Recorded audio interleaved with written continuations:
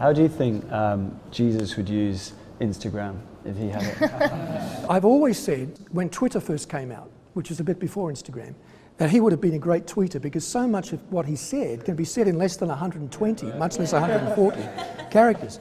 I think on Instagram, the challenge with Instagram and Snapchat and things like that is that the selfie started out with a good motive, and the motive was to life log, to tell my story, as I said, one piece at a time, one image at a time. But now for many people it's become not just life logging, it's self-propaganda. Right. It's sort of telling my story but in a hyper-realistic way, and which does provoke other people to feel depressed and perhaps a bit envious. And I think as Christians we need to teach young people to go back to 1 Corinthians 13. Love does not puff itself up. It doesn't puff itself up. The word that's used there means to puff yourself up in a way that provokes envy in other people. Wow. Jesus said that the Pharisees were like painted tombs, all shiny on the outside and dead on the inside. You know, and a lot of Instagram and Snapchat is like that. How do we get it so that the church is actually working together within generations, so that the old are working with the young, but the young are also working with the old? That's a hard road.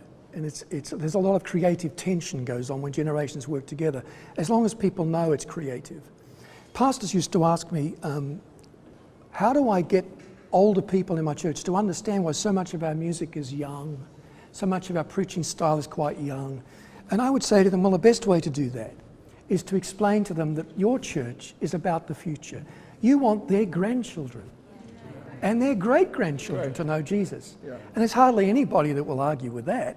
You want my grandchildren to know Jesus? Absolutely, I'm on board. We've been talking about how to innovate, like the right tradition, the right and the wrong traditions. How would you go about that conversation between the different generations about innovating the right things and not the wrong things? It's a good question, because I was asked by a BBC interviewer recently, what's a core characteristic of a futurist? And I said, well, one of them will surprise you. It's a drive to understand history, because history always provides a context for the present and a platform for the future. Yeah. You know, somebody said, and it's true, if you don't know where you come from, you can't know where you're going, right? So an understanding of history is very important to young people, and I would encourage anyone working with young people today, like our guest here today, to teach young people history, particularly the history of the church, and make it come alive for them. Show them not just key pastors in history, but inventors and business people and you know, engineers and entertainers and artists. I mean, history's full of them. These are people who have what I call the pioneer spirit. But I think we as leaders also need to be careful we don't benchmark. What happens is that people in business and in church, we do it the same. We go to a conference, we see what someone else is doing in youth ministry, and we say, well, I'll borrow that without fully understanding it.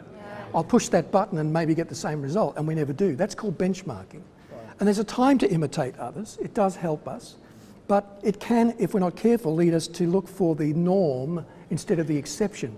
And that's where our history, instead of being heritage, becomes baggage, because we stop asking the why question. Even in contemporary church today, why do we preach the way we do every Sunday?